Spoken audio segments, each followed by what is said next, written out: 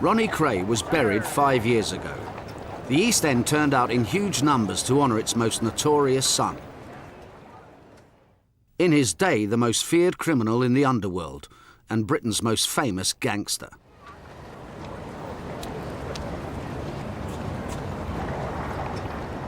Using exclusive new information and eyewitness accounts, we can now reveal the underworld alliance that sustained the KRAY firm's reign of terror. Reggie KRAY, the surviving twin, was released for the day to attend the funeral.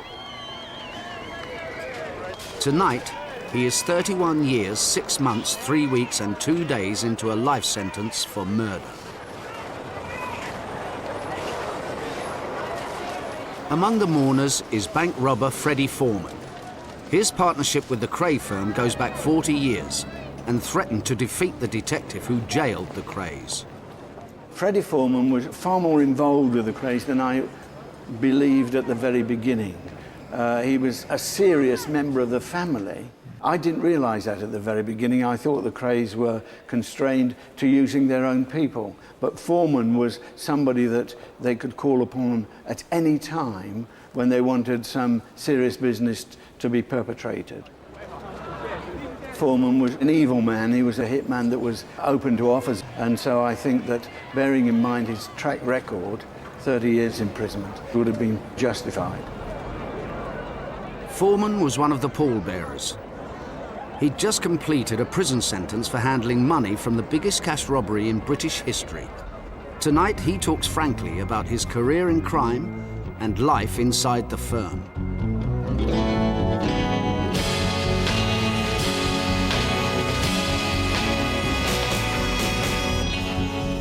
Freddie Foreman had a lifelong association with the KRAYs and became one of the most feared and ruthless criminals of his generation. But he started out as an ordinary thief. After the austerity of the war years, you just sort of drifted into stealing because there were things you couldn't afford and you couldn't obtain unless you went and stole these things, and there was a ready market for it. And nobody refused anything on the cheap. What do you want if you don't want money? What do you want if you don't want gold? Say what you want and I'll give it you, darling. Wish you wanted my love, baby. What do you want if you don't? Then the electrical goods came on the market with the washing machines and the televisions and stuff like that, radiograms. Everybody wanted one of those. Of course, we could get them and sell them at a third of the price. They jumped them. That's when I came into contact with Charlie KRAY. He was a good fence, so he did well. Charlie used to buy a lot of stuff in East London from, and we struck up a friendship. They used to come over with their van and I had a lock-up at Herne Hill. We used to come and load up there, take all we get back to the East End. And then, of course, his brothers, the twins, was younger than him, and they were just coming up and always into some sort of trouble or one thing or another and building up a reputation. An East End bank robber became the KRAY's trusted first lieutenant. Albert Donahue was the go-between in the secret alliances that held the KRAY empire together, an empire founded on violence, as he discovered. I was working with a little crowd in the East End who were doing security vans and things like that. One of the guys was collected and tied to a chair, and Ronnie KRAY put a poke around his face and burnt him. We were saying who did that, you know, but he wouldn't tell us. So I said, if someone done that to me, I'd be out. I'd blow his bloody head off, you know. Anyway, I went to the Twins pub in Bethnal Green. And I was drinking for a little while. I didn't know is they'd sent off for a gun. And Reggie shot me in the foot. So I went to the hospital. Then I hear the firm's looking for me. So I went round there, went round to their house. The three KRAYs were there, Charlie, Reggie and Ronnie. And then Ronnie said, well, why don't you stop all that robbery business and come and get your money with us? On the firm, put me on a pension. If you took the punishment, He was considered a good guy, you know.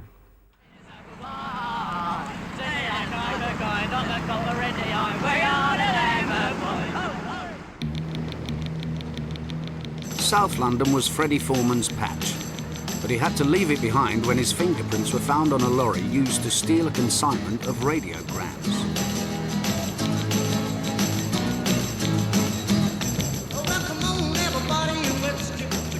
The only thing to do was go on my toes, go over to the East End of London. And it was like crossing that little bit of water was a different world, you know, it was a different area. It was, the police wouldn't know you or recognise you in the street. In South London I was known very well. So to go over there, you felt safe. And the twins and Charlie, they fixed me up with a flat right opposite the Blind Beggars pub. I lived there. I was indebted to the twins in a way for looking after me, and which they did. They took care of me. And of course they was also propping bits of business to me at the same time. Under the wing of the KRAYs, Foreman took the next step up the criminal ladder. Life on the run put him in the midst of other ruthless and committed villains, men from the shebeens and dice games of the East End that Foreman forged into a gang, a heavy mob that set its sights on cash targets. Their activities made the front pages, including this spectacular failure. In December 1961, Foreman's gang attacked a bank van carrying wages worth today over £1 million. PC Ted Buckle and his dog Flash were in the van. We were hit on three sides as I came off my seat. I saw somebody jumping out of the lorry in front on the near side with a crash helmet on and goggles. And then I saw other people coming out with pickaxe handles, also with helmets on. And we had a couple of big vans and a lorry that reversed back into the front of the van.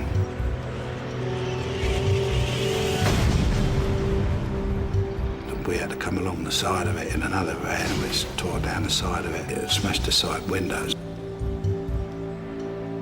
Because there was like half a dozen guys in the back, and caused a bit of confusion. There were two on our side at that moment, smashing in the windows. Obviously their intention was to keep us inside that vehicle. I said, I'm going out with my dog. As I opened up the door and started getting out, my dog automatically leapt at the first person who was at that moment bringing the pickaxe handle down to hit the vehicle again, changed direction and hit the dog straight on the head.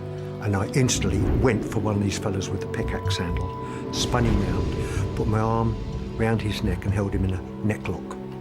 But out jumped the police officer and his dog, a big city copper, and that was okay. But the copper was fighting with one of the other firm, and the dog was biting lumps out of his arse, you know, while we got the chain in the back and ripped the two back doors off.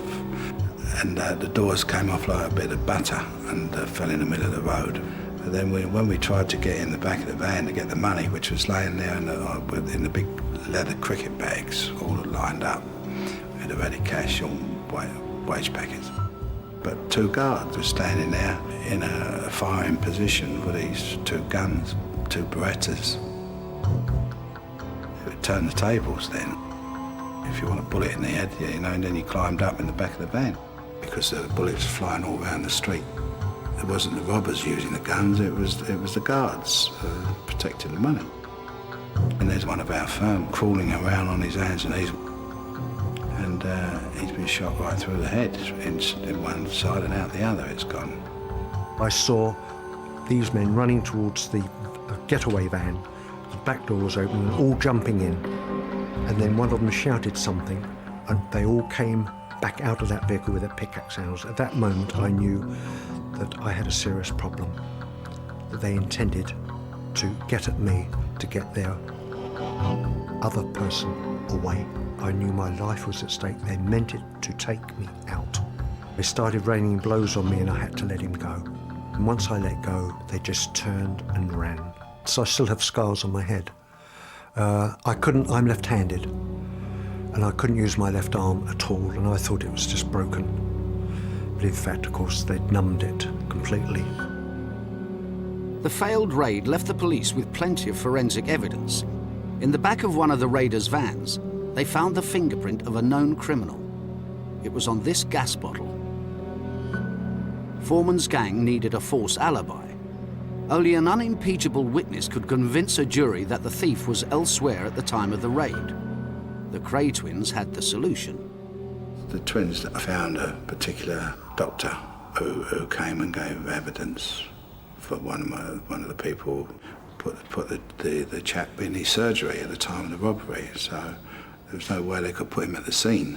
So naturally, he was found guilty of accessory before the fact, and was given 3 years. Instead of? Of 15. In the struggle that followed, one of the bandits was shot.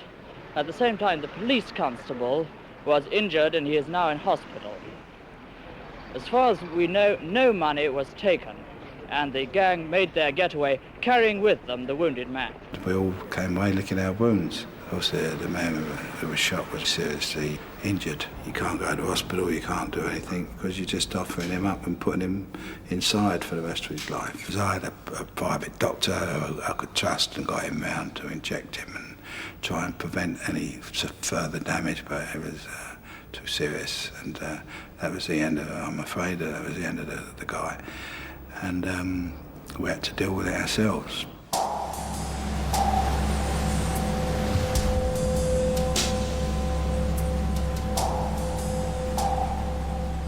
We had a little sideline of the smuggling, which was down in New Haven, bringing watches over from Belgium and France, going out to sea in a fishing boat, you know, a very safe old boat.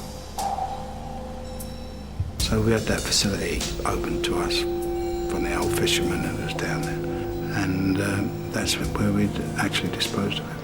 We took him out, he knew all the shipping lanes and the fishing lanes where it was safe to put down anybody, and wrapped up the right way, and chicken wire and stuff, you know. So that is the way to do it, weighed down. And that's what happened.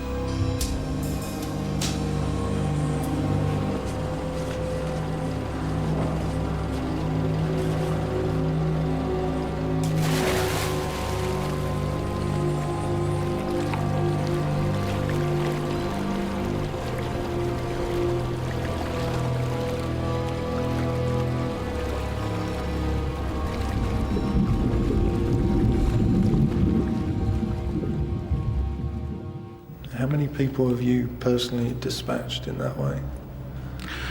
It sounds a bit gruesome, Frank, to talk about that. More than one? Two? Yeah.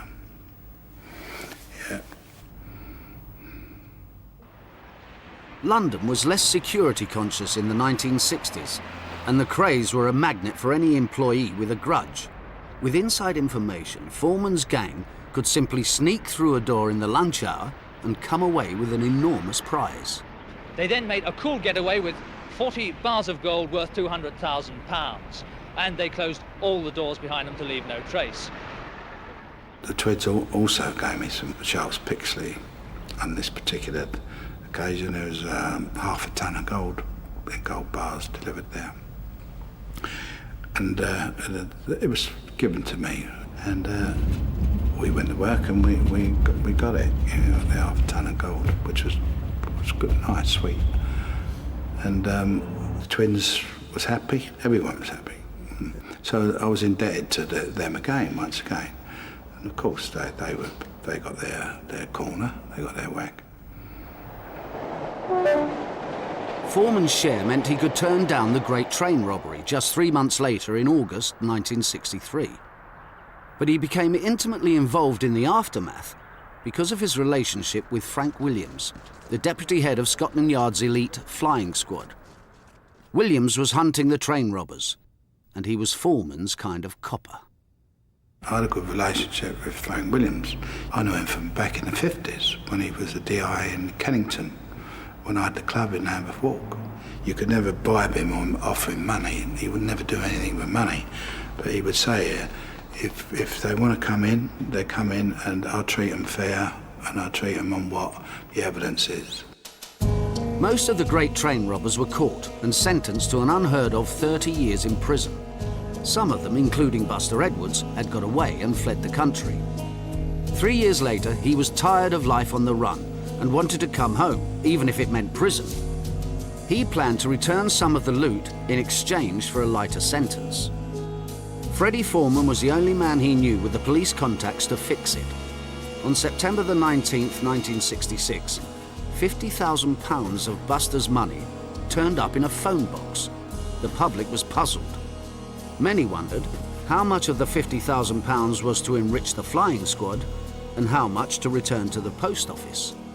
Nobody was quite sure of the truth.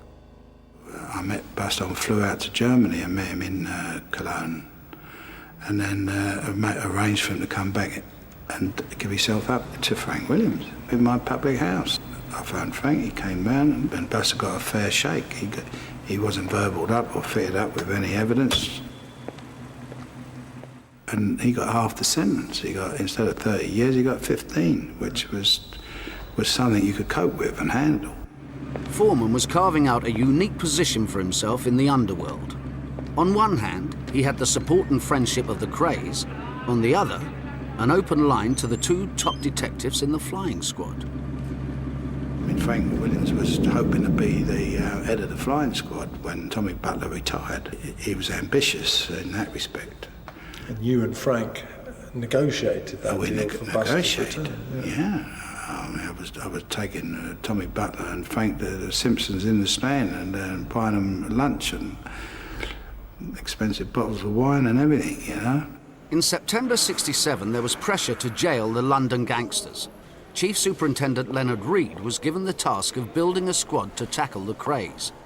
He did not subscribe to the belief, common among detectives at the time, that you need a thief to catch a thief. Do you think that Freddie Foreman and Frank Williams had a proper relationship? Well, it was a relationship that other police officers have indulged in. I don't particularly think it was a very healthy relationship at all. You never actually joined the flying squad, did you? No, I didn't. I didn't want to join the flying squad. Any particular reason? Well, it was just that I didn't like the activities of some of the members of the flying squad. And when one was working as one was expected to with a team, it was very difficult not to become embroiled in some of the activities that they got up to, and I felt that I could survive much easily and better on my own. Corrupt activities? Yes. In part 2, the KRAYs and Freddie Foreman throw the flying squad off the scent as they descend into a spiral of increasing violence and then murder.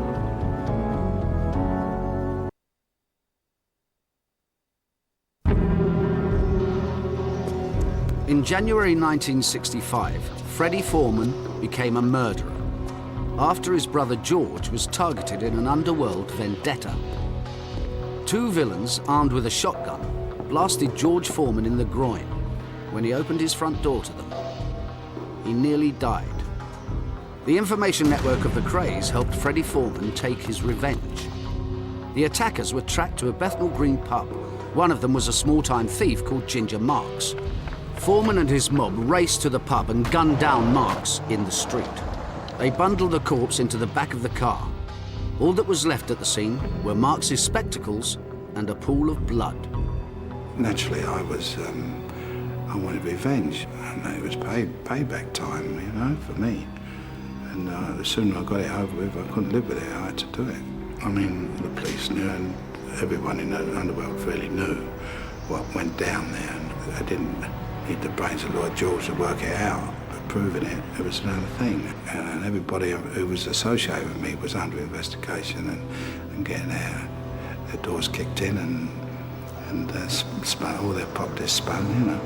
And nobody would talk because they feared you? Well, and they never, it was just not fear, it was out of respect. They never spoke.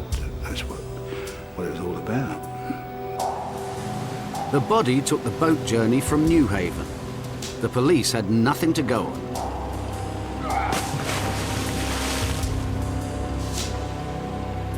Freddie Foreman had got away with murder.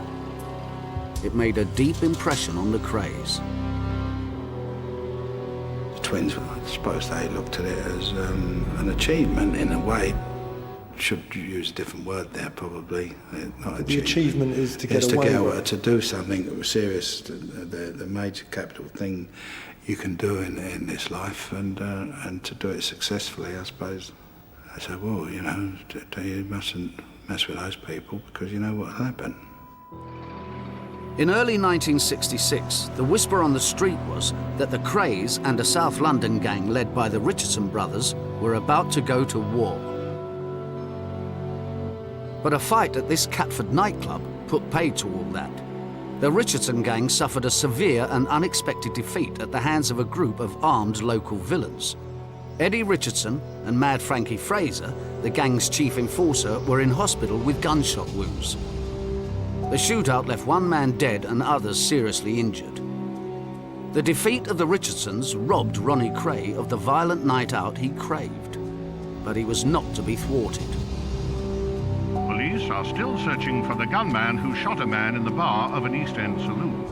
The dead man was 38 and married. Detectives are Less than 24 hours later, the KRAY intelligence network passed Ronnie KRAY the news that a straggler from the Richardson camp, George Cornell, was drinking in the Blind Beggar.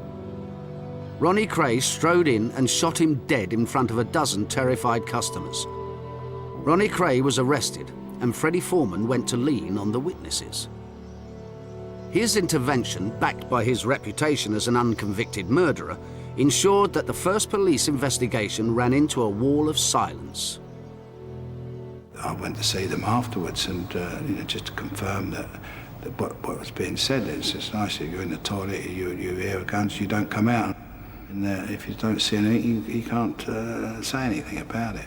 You were there to guarantee the unwritten law that you don't talk. Yeah, to that extent, yeah.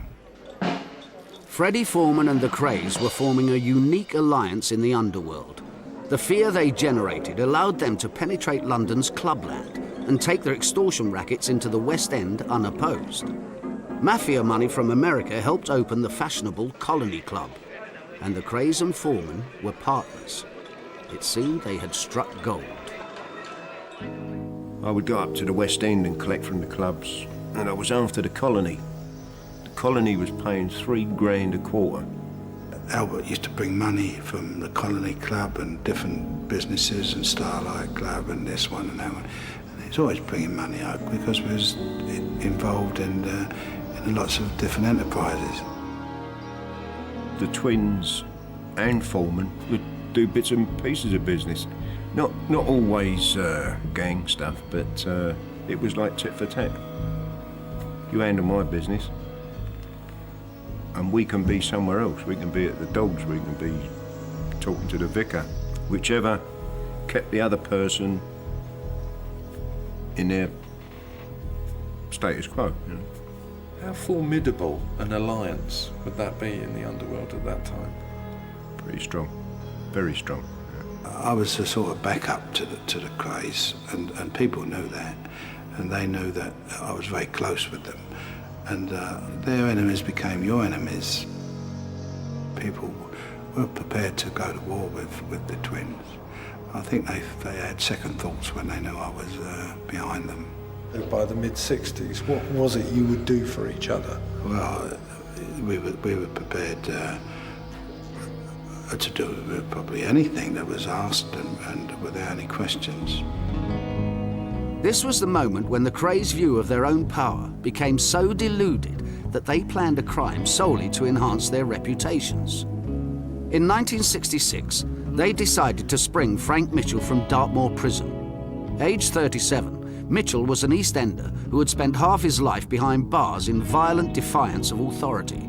He had escaped 6 times and was nicknamed the Mad Axeman. The system could not handle him, and he ended up worse off than many murderers, serving a life sentence with no date of release. The Mitchell myth appealed to the KRAYs, but was it the real man? Mitchell, he'd been birched, he'd been flogged, he'd been certified insane, he'd been in solitary confinement. He'd had an awful life, really. And then when he got to Dartmoor, he began to change. Previously, he took great pleasure in assaulting prison officers and became, because of that, a kind of a hero amongst his fellow inmates. But then when he realised that he was the man that was suffering all the punishment as the result of that, he realised that there was no percentage in that. And so by the time his escape was effected, he was a totally different man altogether. On the 12th of December 1966, Mitchell ran away from a prison working party to rendezvous with two members of the KRAY firm, who drove him to a hideout in London. Like his previous escapes, this was an act of protest. Mitchell wanted a date of release from his life sentence, but his repeated appeals to the Home Office had all failed, despite the support of the Dartmoor governor. He looked to his home ground for help. Mitchell was an East Ender, and the idea was the KRAYs could further identify themselves as benefactors, not only to criminals but to society, by forcing the Home Secretary to give Mitchell a date of release and then send him back and say, now we've achieved something, and there again the KRAYs have done something that is acceptable and commendable as far as the criminal underworld is concerned. So once again, it's reputation. Absolutely, reputation. It was a crime born of vanity, and it went horribly wrong. In the hideout, Mitchell became increasingly desperate. The authorities would not budge, and he found he had swapped one prison for another. The KRAYs got him a prostitute, a club hostess called Lisa Prescott, to calm him down. But Mitchell had tasted freedom and wouldn't give it up. Mitchell refused to go back, and then they were confounded. Now what do we do? And so the decision then was taken very clinically, very cold-bloodedly, that they would kill him, and that's what they did. The KRAY's invited guest was no longer welcome. Ronnie KRAY ordered Mitchell's execution. Reggie KRAY, Charlie KRAY and Freddie Foreman gathered to work out the details of how to get away with another murder. The motive was clear: self-preservation. Frank Mitchell was endangering everyone's future, in a sense, because you just didn't know how far away it was going to go. It protected everybody from getting arrested, because that was going to be the final outcome. Within hours, Foreman's gang was on the road with murder in mind. They had a stake in this too. Mitchell had become a threat to the alliance with the KRAYs and everything that went with it. They were benefiting from the activities twins were creating in this empire, where it looked very lucrative and we were going to get money from it, and it could have led to much bigger and better things. Was it put to you in those terms? That was obvious without even discussing it. Yeah, they wanted your expertise in this, and your expertise was to make the problem, the evidence, the body disappear. Everything to disappear. Mitchell trusted Albert Donahue, the man who had taken him off the moor. It became his job to persuade Mitchell to leave the hideout and get into the van in nearby Ladysmith Avenue. Donahue insists he did not know what would happen next. Freddie Foreman and another man shot Mitchell dead as the van pulled away. Donahue witnessed the killing and afterwards realised why Foreman got the job. A pretty well-known shooter on the firm, Elfie Gerrard, he'd done a few. Someone talks about half a dozen. I'm pretty sure they did the Ginger Marks business.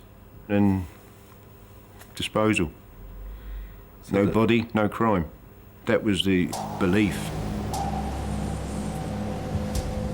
Frank Mitchell was taken down to New Haven, the smuggling operation we had. There was always a facility there to use if we needed it, which became very useful. And that's where we'd actually disposed of it.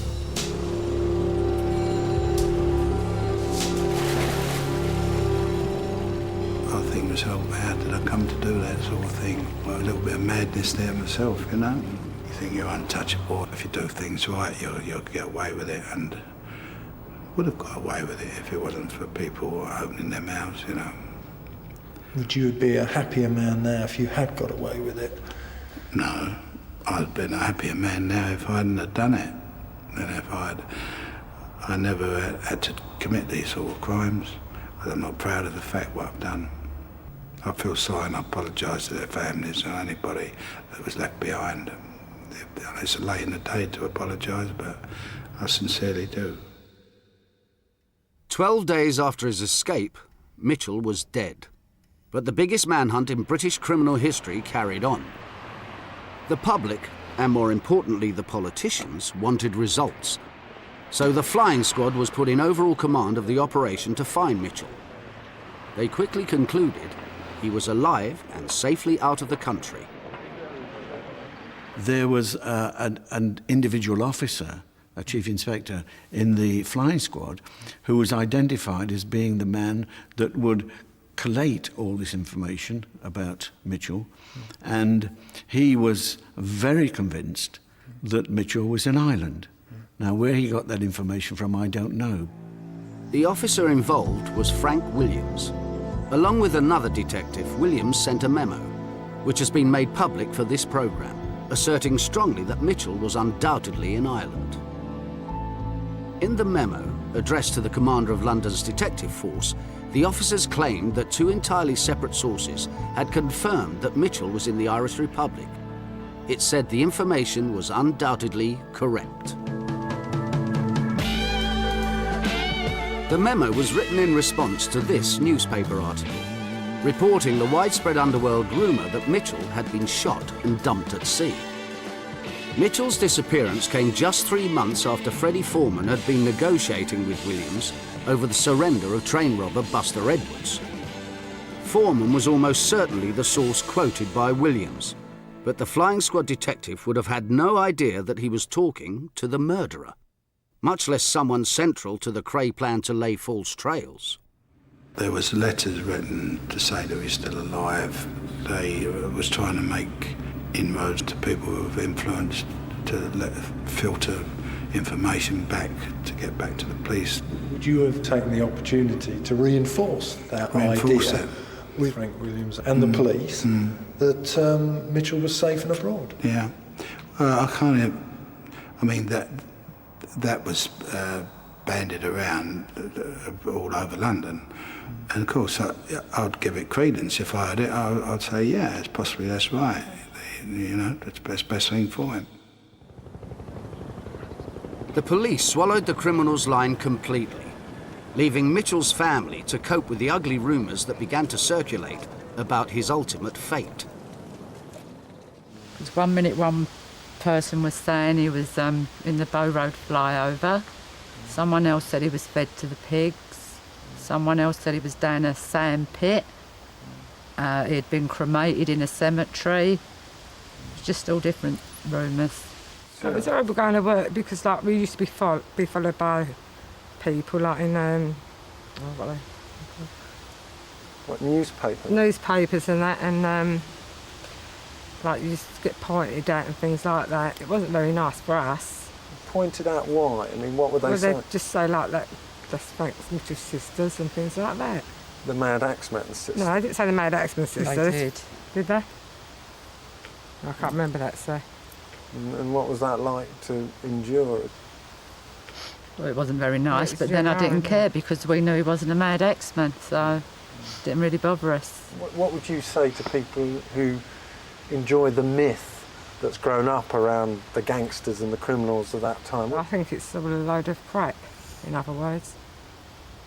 They wouldn't enjoy it so much if it had happened to their family, any of their families. The KRAYs had now got away with murder, twice.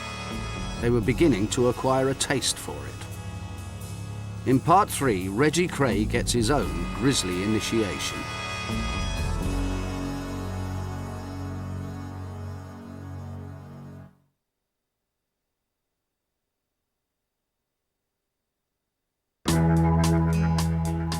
Reggie KRAY went out to kill so as to get a bad name. He became a murderer at this North London house. The unsuspecting victim was Jack the Hat McVitie, a fellow thief and local heavy. He was lured to a party in the basement and Reggie stabbed him to death. Once Ronnie had done Cornell, he's always screaming at Reggie. I've done mine, it's time you done yours. You know. A dozen witnesses helped to affirm his new status as a killer. The KRAY twins walked off the scene, leaving the rest of the firm to clear up the mess. In the panic that followed, the corpse was dumped in a car just yards from Freddie Foreman's doorstep. He later served a 10-year sentence for disposing of the body. As I explained to Ronnie, that's me. Finished. I don't want to be involved. I don't want to know anything about anything in the future. No more. Because I wasn't going to play the part of an undertaker to clear up the mess after they, on one of their crazy nights out, you know. I knew that Ronnie, his temperament and he'd be phoning me up or sending people over or something every, 2s and 3s in the morning. He'd just iron somebody out and want me to clear up after him. I said, no, this is it, No, don't start going around shooting people or thinking you get away with it, You thought to yourself, where's it going to end, There was a real feeling of foreboding. The atmosphere was such, I couldn't see into the future where I could before, I used to plan ahead, but now I was there in a position where I didn't know where it was going to lead to.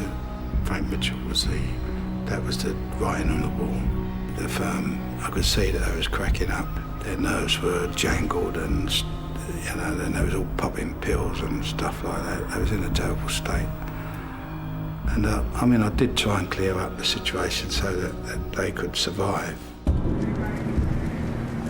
Chief Superintendent Nipper Reed was now targeting the KRAYs with a task force of over 20 officers, each one hand-picked, because he feared corrupt officers would leak details of his inquiry to the KRAYs. So he based his team at Tintagel House, south of the Thames, and well away from the rumour mill of the Met.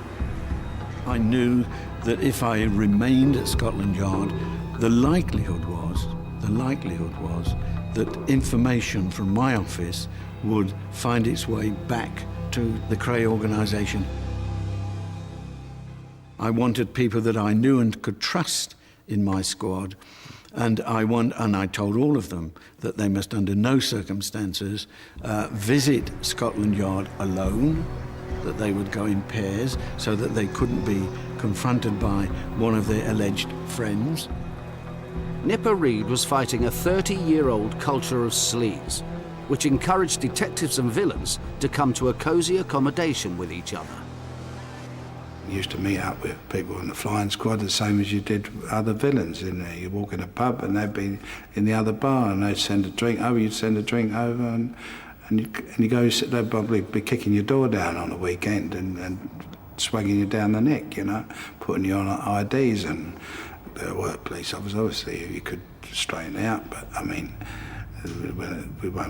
don't want to talk about them because they did a service, and if they get an arrest and they get a conviction, and if they could drop out a little bit of the nasty stuff and the evidence, well, that was fair enough. Foreman should have been the flying squad's #1 target. As a busy and determined armed robber, he was precisely the sort of criminal the squad had been set up to deal with, not make deals with. Foreman was leading a charmed life. Some detectives thought they knew why. Freddie Foreman had a very close contact with the man who was the deputy head of the flying squad at that time.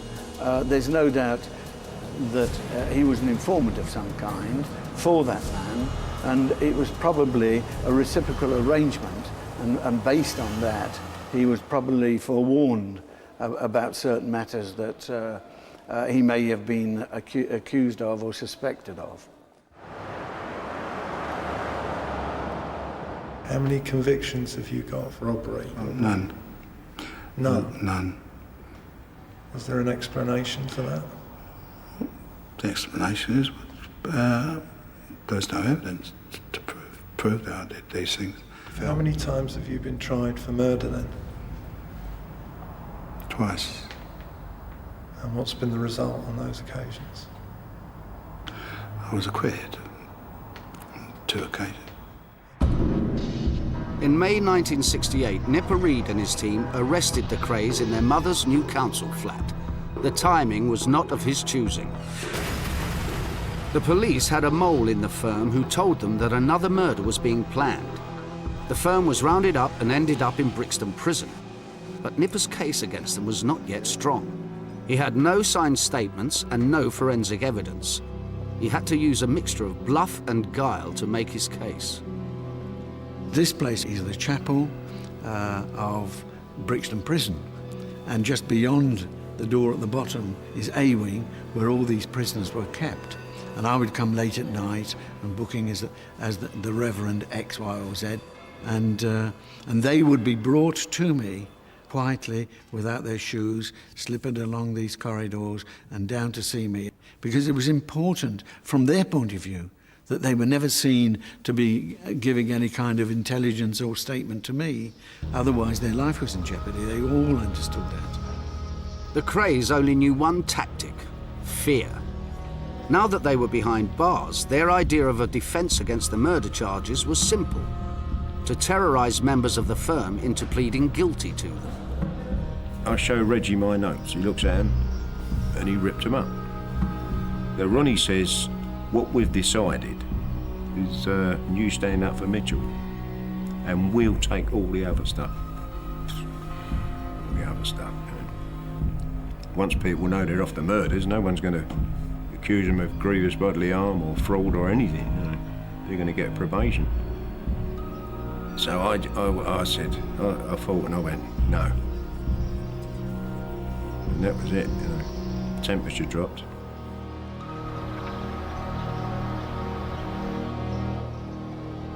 I had a visit the afternoon.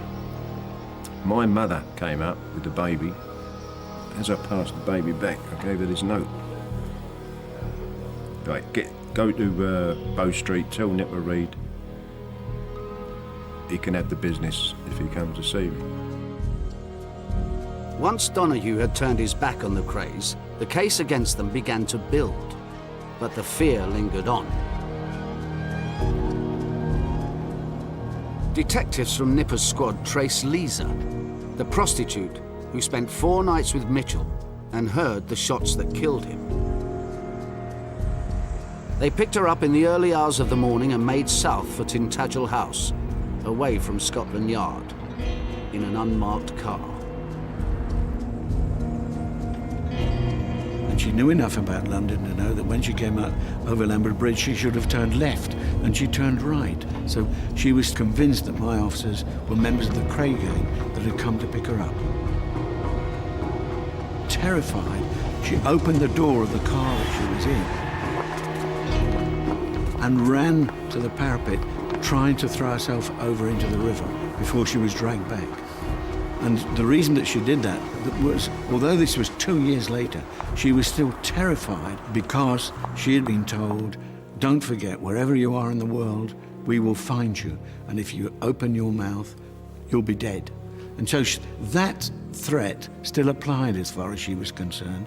She was still terrified to the extent that she would throw herself out of a moving car.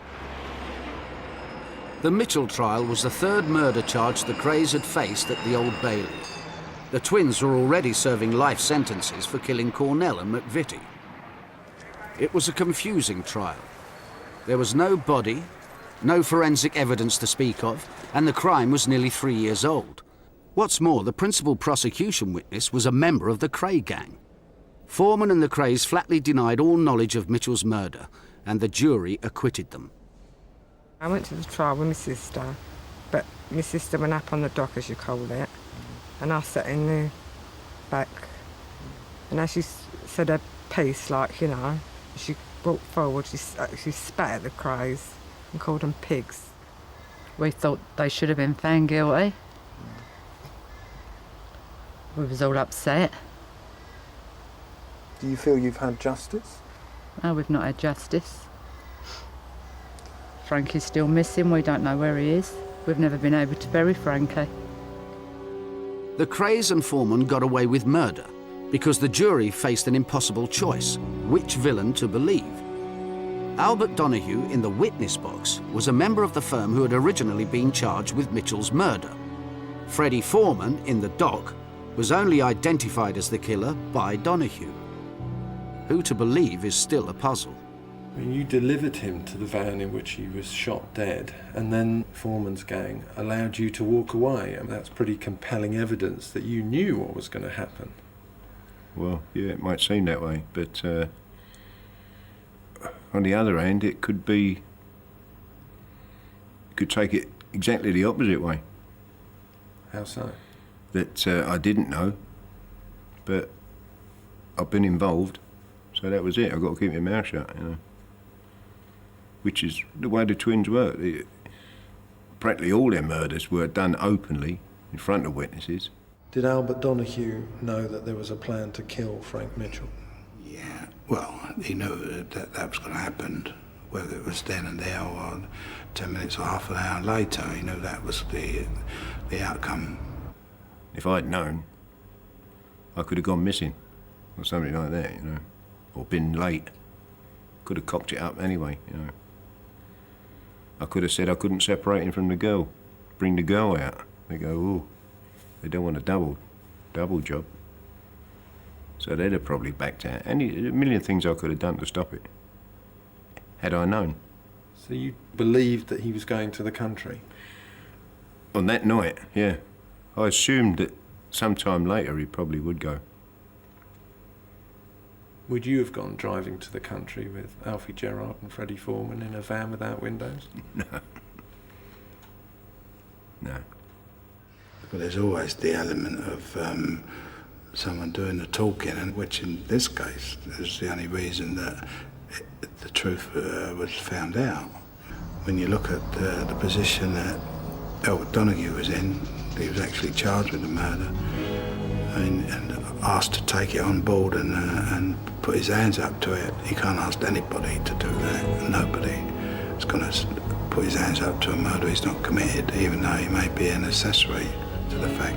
I don't blame him. I just think that he could have done it differently. And all he needed to have said was that he took him to the back of a van with the engine running and lights shine, and they opened the door and he climbed in and he shut the door and walked away. Donahue was sentenced to 2 years for aiding Mitchell's escape and released on time served. The Krays and Foreman went to jail because of other murders, but it left a bitter aftertaste for those seeking justice for Frank Mitchell.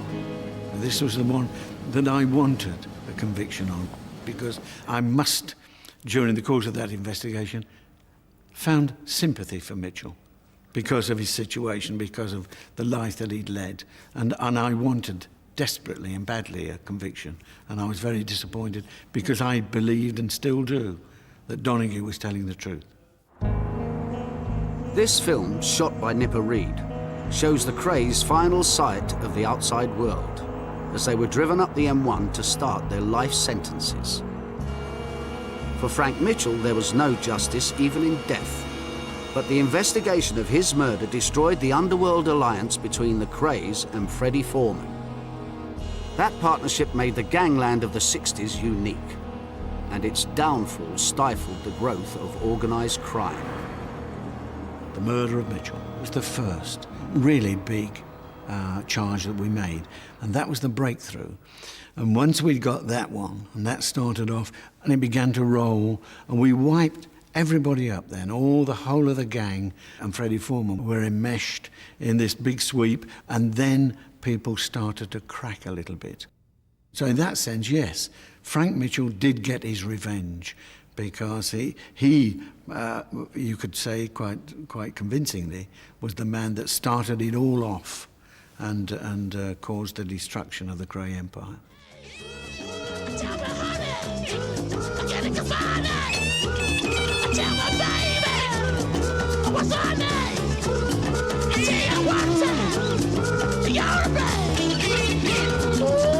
Coming up next, the ITV Nightly News, whilst over on ITV2 it's time to forgive and forget.